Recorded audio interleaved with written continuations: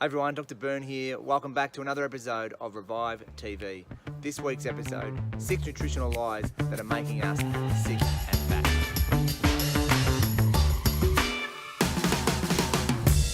Nutrition, as we all know, is such a central component to our health and our well-being. And whether you're paying attention to these lies, to these myths, you are still going to be vulnerable to the consequences of them. Over time, each one of these myths, each one of these lies has become embedded. It's become part of the cultural norm that we've all come to accept without ever really exploring it to find out whether this is actually true or not for our own sake. And sadly, for most of us, this is part of the core problem to many of the health challenges facing our community and you maybe as an individual or people within your family circle. Before I start and share the points that you see behind me, first of all, I'm going to let you know that at the end I'm going to share with you the real truth around food and what you can do and how to take actions to make healthier choices, and also where you can go to source really good quality meat that is both nutritious and affordable. So we're going to discuss these 6 nutritional lies, and you see them here behind me. So the very first one is everything in moderation. That is something that I grew up with through my childhood, and it's something that it continues to pervade through these conversations when it comes around nutrition. I think in general, it's any area of success in life, it's not doing things that are okay if they're okay for a little bit. It's about being the best version of yourself or doing the best you can to be successful. And nutrition is the same thing. So I'm sorry to burst some bubbles, but there are some foods that are just plain bad. And no matter how amounts you have in moderation, they're still going to have negative effects in the short term. Think about this for a moment. Why is it that most lifestyle diseases like type 2 diabetes, heart disease, and different forms of cancer pop up in our lives during, mostly during our 30s, our 40s, 50s, and perhaps 60s? Is it because we've just got older, or is there perhaps the build-up of toxicity over time? So it's not so much the fried fatty food you ate yesterday that's caused your heart disease. It may be the accumulation of lifestyle choices, including moderate amount of fried fatty foods over time, that are contributing to that. So not all food is equal, and it's not okay to eat certain foods in moderation and saying that it's okay. Just be aware, if you're going to do it, that there are consequences to be had. The second one here is that meat is bad for your health. So let's talk about meat, because not all meat is equal.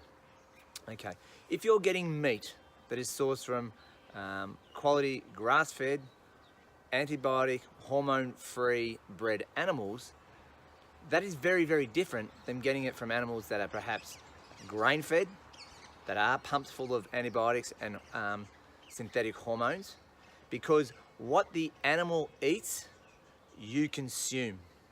If they're eating grains, you're eating grains. If they're intaking antibiotics, you're intaking antibiotics. So not all meat is equal. The second thing is processed meat versus unprocessed meat. So processed meat is not really what the meat was at the start.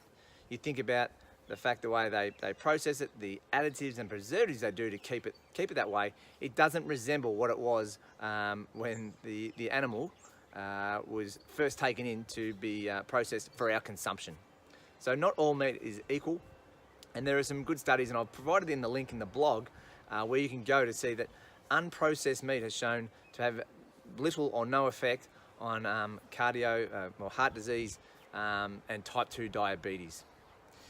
The third point we have here is that vegetable oil is heart healthy.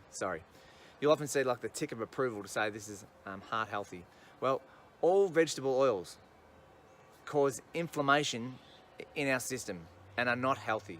If you're going to use oils to cook with, then good quality olive oil is the best way to go if you are going to cook in oils. It's more stable and doesn't turn into harmful toxicities like these other vegetable oils like canola oil do. The fourth one is that eating fat makes you fat. You know, if you anywhere near the age I am, which in my mid-40s, you would have grown up with things being 97% fat-free, you know, low-fat milk. And low-fat milk still exists today, and people still drink it thinking they're being healthy. So fat in and of itself, good quality fat, is an essential component to good nutrition. It's things like trans fatty acids that aren't good for us, and that'll get into our next point here, which is that saturated fats are evil. So saturated fats are actually been shown to offer us really good nutritional values and a part of the building blocks that we need to be optimally well. If fat is so essential, then why is there such a bad rap around fat and fatty foods? Well, like I just said a moment ago, there are different types of fats. Okay, so these saturated fats are good for us, and they're the ones we want. Trans fatty acids, things that are kind of cooked, you know, when we fry foods, they aren't good for us, and they do cause, do show to cause things like heart disease over a period of time. So going back to our fourth point, why fat doesn't cause us being fat is because it's not the fat that is the problem; it's the sugar in our foods that are causing the problem. That's why everything now is zero sugar. So when we consume a bunch of sugar, if we don't utilize it, we don't break it down, then it just gets stored as fat in our system, and hence that's why we're putting weight on. And the last one is that grains are a superfood. Now, I'm not going to get into gluten today. It's been a hot topic of conversation for a long time in nutrition, and there's some of you that are gluten intolerant. What I want to say about this before I get into my next point about grains is that gluten, we're all intolerant to gluten, or it has negative side effects for us, gluten. It's just some of us have immediate symptomatology to let us know that it's happening. Just because we don't have symptoms doesn't mean that it's okay for it. It's not good in moderation. Okay, so what is it about grains that are superfood? Why isn't it a superfood? Well, here's the thing. Grains just themselves, don't worry about the gluten. Grains in of themselves, the nutrients you're going to get from them are sourced from much better qualities with higher density, more bioavailable, and potentially less toxicity than there are in other foods. So they're the 6 points. You can read them there. The thing that I would suggest to you to do is this. If you want to source good quality meats, go to organicmeatsonline.com.au. There's a great place to go and get good quality meats. If you want to discover the truth around the real truth around food, come to our next workshop. It's Inspired Eating. It's coming up on the Tuesday, the 16th of April, and there's a link associated with this blog where you can register as well. So it's time to take control of your health. Stop believing the lies behind you. Start doing the things that are going to make you better, and let's be a healthier and more well-balanced community.